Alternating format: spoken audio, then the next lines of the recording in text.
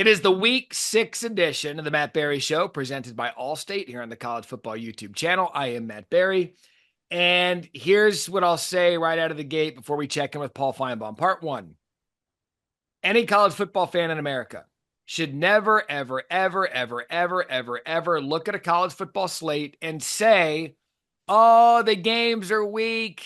This week's going to be boring. Nothing's going to happen. If you ever do that again, I'm taking you away from being allowed to view college football. That's part 1.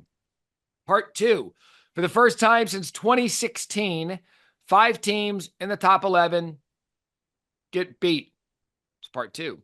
Part 3, 0-60 all time was the number of Vanderbilt against top 5 teams. That's all you need to know about what we're about to do here on the Matt Barrie Show, presented by Allstate. Why? Because in the first week in October, chaos reigns supreme on a Saturday that no one saw coming unless you see a pattern developing, which we do here on the Matt Barrie Show, presented by Allstate. It is now time to check in with Paul Finebaum, presented by Allstate. Paul, good morning. What the hell did we just see yesterday? Well, we saw a new head coach at Alabama named Kalen DeBoer, who, after all the praise he got here last week, showed that the Nick Saban era is over. Because Nick Saban would have never lost that game, never did lose that game. And Matt, people talk about the La Monroe game in '07. That was he inherited a 6-7 team that was 500. This is the worst loss I have ever seen by a quality Alabama team. I've seen bad Alabama teams lose to MSU and to Monroe, but I've never seen a great Alabama team lose like this. And it is sending shockwaves through the Alabama ecosystem right now, because for all the good that we felt a week ago, the questions that were lingering deep in the crevices of Alabama fans' minds are starting to pop up. And people are reminding us that even at Washington, you saw these very bizarre calls, and you know what I'm talking about. I think there was a game against Arizona State, was it last year? There were other games that Washington barely escaped. So yeah, there's a shock to the system, and what makes it even worse is Alabama has to play again this week against a fading South Carolina team, but it's the week after against Tennessee. And suddenly the numbers game is alive. But what you said a minute ago is true. I mean, I was in College Station yesterday, and I was being told that's the most important game of the day. And I don't even remember what I saw out there because so much has happened since then. Yeah. So, there's so many layers to this. And by the way, for those that hit me up on social media saying we can't wait for Finebaum and you to break it down, well, here it is, because this is the Sunday we've been waiting for. Part 1. Well, first of all, I'm going to start with the most recent thing you said. Texas A&M Missouri was an embarrassment for Missouri. Their non-conference schedule came up and bit them yesterday, and Mike Elko completely outclassed them. We'll break down that game in a minute. But yes, that was supposed to be billed as the biggest game. It was the biggest laugher of the biggest games. So we'll touch on that in a minute. I came on this show. I came on your show. I went on SportsCenter. I said it on SportsCenter with you. I said that Kalen DeBoer was able to put closure to the Nick Saban era based on what he did against Georgia. And we thought that was going to be legit because of how they won that game. Then yesterday happens, and I swear, Paul, it was almost as if you were sitting on set with us last night. I look at Dan Mullen and Joey Galloway. I said, here is Kalen DeBoer's biggest thing Sunday morning. Nick Saban would have had his team's attention after beating Georgia the way they did and baiting them to think Vanderbilt could beat them. He'd have been like, you're going to get beat by Vanderbilt. Now, DeBoer's got to explain how you go from the highest of highs, beating the class of the SEC in Georgia, to going to Nashville and losing to the team that's been the doormat for their existence in the conference. And that's the biggest. Paul, this isn't like they lost to Georgia and they went to Columbia and lost to South Carolina. Still stunning, maybe explainable. This one's tough, because we've now seen the swing of the pendulum, the highest of highs and now the lowest of lows for Alabama football. Yeah, and I mean, there have been bigger upsets in college football history. Yes. I would point to Jim Harbaugh and Stanford beating a number 2 USC. But even Stanford at the time wasn't a great power, but it had moments. But when you talk about college football and you mention Vanderbilt, you immediately get a laugh. I mean, it is like, remember, you're too young to even know, but back, in the 70s and 80s, it was like, oh, you got Slippery Rock for homecoming. Now it's Vanderbilt. And even though we both know what's going on there, they always find a way to blow it. And so this time it didn't happen, and it just seems surreal. And it reminded me a little bit. I covered that Vanderbilt game 40 years ago when Ray Perkins was the coach, and it felt very similar. That was 2 years after Bryant, and suddenly nothing felt right at Alabama again. And I'm not saying that this morning because I know what I said last week, and everyone knows it because it's been shown a million times. But there were old line Alabama fans that just didn't quite buy it, but it was because of the collapse at the end of in the second half, Yeah. and that Yeah. came back yesterday. And Kalen DeBoer, I'm going to take you through his week.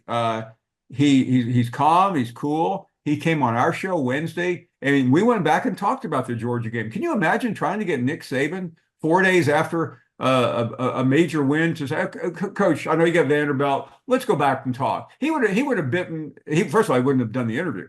Right. Uh, and then I'm watching SportsCenter Thursday night. There's Jalen Milroe. I mean, that did not happen under Nick Saban for a reason, Matt. Right. And I think what we're going to hear is this program's a little bit too loose. Whether it's NIL, I don't really know what it is. I liked it until I didn't like it Saturday afternoon. Well, Alabama fans aren't going to like it. And again, for Kalen DeBoer, pardon me, Kalen DeBoer and the emotions, think about this. You go from, again, hey, we got the guy replacing Nick Saban. We're good. We're good. We're good. Now he's about to really understand what that Alabama job is all about. He's waking up this morning going, oh, hell, I just lost to Vanderbilt. And my team over the last 6 quarters has given up 67 points. There have been seasons where Nick Saban's defense, I believe it was 2011, Yeah. they gave up 106 points or something like that the entire year. And so where you were the toast of Tuscaloosa last week, I mean, life comes at you fast in the SEC. I never thought it was going to be Vanderbilt, but he's really about to understand that this isn't Seattle anymore. And I think he's going to be fine. But this is an early wake up call with a team that's loaded with talent that they're going to have to get it right quick. And maybe this is that shift in point where DeBoer's like, okay, guys, shut the doors. We're going to the bunker and we're coming out when we're ready to play. Matt, there are a lot of things about college football I don't understand very well, but there was one thing I do understand, and that's the culture of Alabama football. I spent 32 years in that state, and there is nothing like the week after a shattering loss. And that's not a loss to Georgia is not shattering. It's Right. okay. This is shattering. This is a shock to Alabama's manhood. I mean, all those folks who called in shows, including mine, who were boasting and making and rubbing Georgia fans' face in the dirt and saying, "We're your daddy." They just lost to Vanderbilt, and I mean, I just don't know if I think everybody appreciates how embarrassing that is, and then I mean, Nick Saban, who rarely, and I'm not a big fan of the rat poison line. We all overdo it, but he's the one who said 2 weeks ago that every place in the SEC is tough except Vanderbilt. And I don't know if that was a factor. Maybe it was, but it's still the fact that you just cannot respect it. I was on our Saturday morning show and I was picking this game and I gave all the reasons why Vanderbilt could make it interesting. But then I said what everybody else said. I can't pick Vanderbilt. I mean, you can't. You cannot. Right. Because I thought Alabama would be flat. I mean, if you're smart and follow college football, how can you be up after the most emotional game I've ever seen? But Kalen DeBoer is about to experience things. Forget the football field. When his wife goes to the grocery store, when his kids hear things or read things, and it will be vicious. People appreciate what he's done, but this is inexcusable. I mean, there is no way to ever excuse, and people can say, well, you're being an elitist here. I don't care. There is no way to ever excuse the number one Alabama ranked team losing to Vanderbilt. I mean, that is the one thing in the closet you cannot ever do. And he just did it, and he didn't waste any time doing it. No, well, yeah, maybe that's a good thing. Maybe he just got it out of the way for the rest of his career there. And we've all been preconditioned as college football fans, people who cover the sport, because anyone watching this right now or listening to this, 99.9% of you were watching that game when it went to the half, and you were waiting for the Tide to turn it on, and then just eventually our producer, here's a behind the scenes story for at ESPN. Our college football final producer, Seth Brody, walks into the studio. I think it was after the halftime, whatever we did. We're just getting done. And he said, guys, I think we're going to lead with Alabama and Vanderbilt. And I was like, well, this is before the game is over. I go, well, why? He goes, well, because Alabama's down at the half. And my exact response was this: well, are you going to lead with it when Alabama comes back and wins by 30 in the second half? And that's just how we're all conditioned and programmed with Alabama. That, for at least now, is gone. Yeah, Matt, I mean, I'm traveling back from Texas, and I'm watching Auburn, Georgia on the plane, and whatever else I can get. Yeah, I'm seeing the Vanderbilt score and go, oh, so, and I get off the plane, and I'm like, don't bother me right now. I've been down there, and then I get home, and my wife's watching it, who's a Vanderbilt graduate, I might add. Oh, congratulations, Mrs. I finally, I said they're down by two. I said, quit. I mean, she said, have you been watching the game? I said, no, I couldn't get it on the plane. I said, I mean, even down to like 40 seconds, I said, Alabama will win this game. Because I said that before the Gravedigger against Auburn. That's Alabama. And that's the thing that was shattered yesterday, man. Yes. It's the mystique of Alabama. And Saban built that back up to like it was with Bryant for those 25 years. Yep. And now it's I mean, Alabama's mystique is literally laying in a gutter right now in Nashville, Tennessee. And that is going to be the hardest thing to get back. And Kalen DeBoer is not this demonstrative guy. He didn't look a whole lot different after the game than he did before the game. And yeah, I can't predict anything other than what we're doing right here. But this is a crowbar to the gut of Alabama football, and I'm fascinated by how they recover. And hold that thought about how they recover, because it's something I want to get into it about the big picture of college football after this, because here we go. Number 4 ranks Tennessee. It's there for the taking. You have it. Number 1 goes down to the SEC laughingstock. You're on the road against Arkansas. A blowout against Arkansas. Maybe you vault to number 1 in the country, and then all they do is, in all likelihood, save Sam Pittman's job. They get completely shut down on an offense that's been brilliant all year. Defense still played good, but they also had Arkansas's backup quarterback in. And then number 4, Tennessee, Paul, goes down at Arkansas. Yeah, and Matt, I didn't predict this one right either, but let me tell you, this was easier to see because you just had this nagging feeling that that's a nasty place to be at night. 12 o'clock in the afternoon, no. And it proved to be, and this Tennessee team that we bought because they beat an absolutely miserable NC State team and a good Oklahoma team just was nowhere to be found. And Nico looked like a young player, not a Heisman candidate that somebody tried to make him out to be. And it feels a little aberrational. It did save Sam Pittman's job. And he's another guy that's been so close. But I was thinking about, maybe they're a little better than I thought while watching that A&M game yesterday, because they played a one possession game to them. But this Tennessee team reminded me a little bit of last year's team that they just, and the year before, remember the year that they were so good, they let that game get away at South Carolina. They don't travel well. Yeah, and okay, and I want to ask Mullen about this next time I see him, or just any former coach in general, about, does a team change? Like, if you're around watching ball, they know what's going on. Like, do you ever go onto the field after just seeing and learning of an upset of Alabama, be like, oh, we got to be careful, like anything can happen, and then it happened. Like, the one thing you couldn't have happen happened. Like, it was weird. And against Arkansas, it wasn't going to take much to beat them. Just manufacture some points, and they couldn't do it.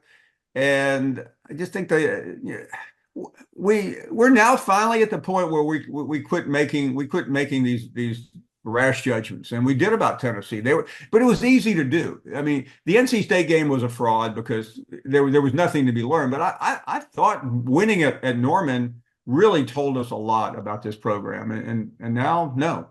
Now here's what we know about Tennessee, and I think that's the one thing Tennessee doesn't want you to know.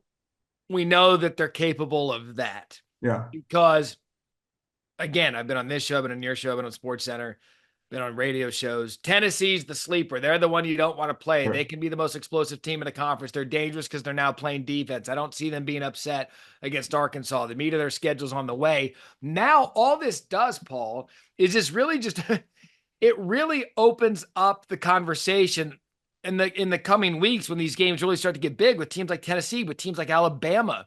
We're like, oh, but we know what they're capable of. We Yeah. know that they have the ability to show up and not show up. Yeah, and usually in most years that this would be possibly a bye week or something. It's not. Tennessee has Florida, and yeah, again, Florida. I'm not going to waste any more time on them. We've talked about them earlier, but it's not a great game to have before the Alabama game because it is rivalry, and at this point you don't know, you don't really know what you're doing, and your program is just taking a shock. So I mean that's the problem for both Alabama and Tennessee. They have these kind of pesky games next week against South Carolina and Florida, two teams they should just destroy. Yeah. But now you're wondering about their psyche, not the other team.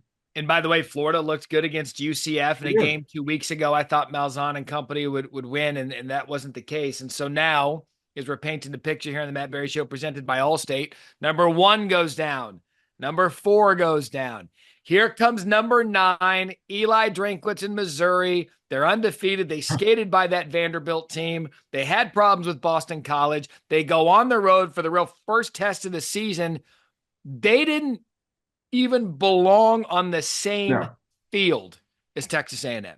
I asked Drinkwitz before the game about the perception of the program. And coaches on the field really want that type of question, Matt. Right. they want to talk big picture as opposed to who your starting quarterback is going to be. And he really he snapped. And because I said a lot of people are saying you have a prove it game. And he said, no, we've already proved it. They have not proven anything. And they have played into the perception of Missouri being a fraudulent top 10 team, which, I mean, they're a good team. They're just a fraudulent top 10 team. And I don't see their road back. Even though they have Alabama in a couple of weeks in a game that's suddenly, has gotten really mysterious. But I more took away what a great job Mike Elko is doing. And I thought they would be better than they were under Jimbo Fisher, but I didn't think they would look that good. Yeah, and look, anybody who watches this show and listens to this show, you know that the role Jimbo Fisher played in our Sunday mornings last year. And I want to give A&M brass all of the credit because you could have gone, and I want to get back to the thing you said about Missouri in a minute, but A&M's they've got the history, they've got the money, they've got the facilities, they got everything they want. And this is not a knock on Mike Elko. I mean, this is a compliment. Instead of A&M falling in the trap of celebrity coach again and style coach again and winning the press conference coach again, all they did was get a damn good football coach, blue-collar guy from Duke that's into the substance, not the style, doesn't care about the chains and the celebrity and the this and the glitz and the glamour. He just cares about football. And I think ultimately that's going to be what carries Elko and A&M into the future. He's going to recruit a hard-nosed, blue-collar type player that Jimbo necessarily wasn't going to care about because Jimbo loves stars. He loves star rankings. Mike Elko, he might like talent, but he likes guys who are going to get up there and whoop your ass, and we saw it on Saturday. No, and after spending 2 days there, that's exactly what they have, and they love him. And he's not a guy that I mean, if you bumped into him on the street, you wouldn't guess what he does. I mean, he's very cerebral, he's smart, low key. You know him, you've been around him, and but he fits that culture very well because that is a straight culture. They don't, you know, they held their nose with Jimbo, but not anymore. So they're a team that will play. That's another team that you have to. It's a little bit like LSU. Yeah. You have to start thinking about and wondering about, and that's what the SEC is this year. With so many every week, it seems like there's a new entrant and a new school exiting. Yeah, and under the radar, he starts Connor Wegman, who's been out with injuries, and they had found some rhythm with the younger quarterback. So for him to go back to Wegman in a game like Oh this, yeah. one, shows the confidence he has in him, and two, shows the confidence he has in his own decision making to do something like that in a game and in a season that's found some momentum. Okay, so here's the picture I want to paint, because we could break down Michigan going to lose at Washington in the Big Ten. Sharon Moore didn't need that, but we also don't need Michigan and Washington to be a Big Ten game. Same for USC and Minnesota. So, Paul, 1, 4, 9, two Big Ten upsets, 10 and 11 for the road teams. Yeah, and yeah, I was every time I try to prop up Lincoln Riley, I end up going back to where I was before I was propping him up, and I was tearing him down. But that was a devastating loss for SC because they really they have tougher games down the road, and that was not one of them. But as far as Michigan, not that shouldn't really surprise anyone. We wanted to believe this was a really legitimate program, but they're not. I mean, we won't be talking about Michigan and SC much more this year. I think that's a safe bet. Yeah, so that's kind of the segue into now here in the Matt Barrie Show presented by Allstate that I wanted to morph this into, because I said it on Sunday Bloody Sunday that here's where college football is this morning, okay? Two things. One, there's going to be the crowd that is correct about this. The 12-team playoff has made the regular season a little less meaningful. Okay, so now everyone's screaming at their watching this. Matt, what do you mean? Well, because, Paul, everything that we just went over, Alabama losing to Vanderbilt, Tennessee losing to Arkansas, maybe even Missouri losing to A&M, maybe even Ole Miss losing to Kentucky a week ago. Because of the 12-team playoff, no one's really out of it yet. That's good and bad at the same time, because now teams are pretty much getting a pass. No, I think it's made it more fascinating. It's much more like chess because you have to think two or three moves ahead. And by the way, I don't play chess. I'm I just was going to guessing. say, you strike me as a guy that plays chess. My next career. But it is, I mean, the schedule, you have to know your team's schedule because you can't just go, oh, I mean, a year ago, you lose a game like this. The only thing you can do is hope. Yeah.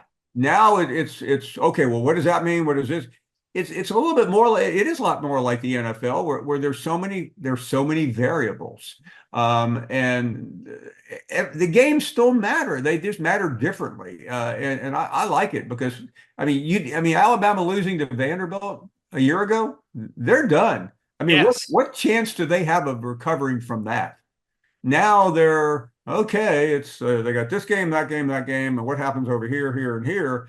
And and first of all, we don't even know. I mean, we think like if you're in the SEC, yeah, we'll get 4 or 5. Really?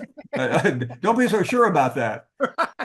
I mean, that's where you are today. You're like, well, should we start looking at the Big Ten, because they've got Penn State, they've got Ohio State, they've got Oregon. That's next week. I thought we'd be previewing next week more than we No. recapping this week, but this is where we are. But you're right. Now, and again, I think there's good and bad in that. There's good in that, okay, 12 teams, you like in the NFL, you can stub your toe in the NFL a few times, not in college football. You still can't do that. So it didn't make yesterday any less entertaining, and oh my God, but we are now in an age of the 12-team playoff where you can stub your toe and still be fine. But the overarching theme, Paul, I want people to really start considering, especially what happened at 2:30 a.m. when I'm sitting here Oh getting my over college goodness. football final, watching Miami and Cal, which, by the way, the officiating in that one was absolutely deplorable. That if the ACC office is not getting a call this morning, shame on them, because there were some calls. I'm not saying it determined the outcome, but it had a lot to do with it. Credit Miami from coming all the way back. They survived, but it's the jumping off point for this next comment. Cal football. They're used to libraries and protests. That's who and what they are. That's who and what they've always been. Vanderbilt football, we just talked about it, the doormat of the SEC. But because of where we are in the sport, college football right in front of our eyes, the bad teams aren't awful anymore that are historically awful because Diego Pavia, a really nice quarterback from New Mexico State, can transfer to Vanderbilt and make them competitive. College football now, the dominant teams aren't going to be as dominant as they were because a player like Caleb Downs can leave Alabama and go to Ohio State. A player like Quinshon Judkins will leave Ole Miss and go to Ohio State. Paul, we're seeing it right in front of our eyes. Parity is here, and I think parity's here to stay. Yeah, I mean, Diego is a perfect example of 2024 because Vanderbilt would not have beaten Alabama normally. And listen, Matt, I mean, all the detractors are out there, and good for them. But you and I are on the front line of promoting the sport, and starting about 6 o'clock yesterday, I don't remember a 6 or 7 or 8 hour period, and you had to deal with it more than I did. That was more dramatic, and none of those games were really big games going in. I mean, even with game day. I mean, Miami Cal, it just felt like a sideshow, and I can assure you, nobody. I mean, there were probably bars all across the country going, "How do we get the FCC network to watch the end of this Vanderbilt Alabama game?" Because it was just not it was not a high priority for anyone. But here we are today. And I'll also offer, just from a week to week. I don't ever remember anything quite like the rise and fall that we saw in 7 days with Alabama. I mean, it is breathtaking to think about the amount of goodwill and cred that Kalen DeBoer was able to literally throw away in a week's time. You know what's amazing about it? We'll wrap up with this. College football yesterday was basically Las Vegas, and Kalen DeBoer just took a table for all of its money and had Yeah. all this money with Alabama fans, and college football was like, oh, really? House always wins. Give it all back. Now, coach, you're in debt because of Vanderbilt, and it was only the first weekend of October. And that it's one of the oldest cliches in the world, and I'm not big on them. And you said, if you gave this to Steven Spielberg or to Hollywood, they would reject it, but they would, because there's no way you could ever do a movie about Vanderbilt beating Alabama. It just wouldn't pass the smell test. But we saw it live yesterday, and even at the end, I was still like, did it really happen? It was that shocking, and I mean, I've seen more shocking moments in college football history. I promise you, but I just have never seen a change of emotion more in a 7 day period. Yesterday was the day that Sharknado, the movie, became believable. Why? Because Alabama lost to Vanderbilt. For Paul Finebaum, I'm Matt Barrie. Oh, look, we're only at the halfway point of the college football season. Cannot wait to go on this bumpy journey with you. This has been the Matt Barrie Show, presented by Allstate here on the ESPN College Football YouTube channel.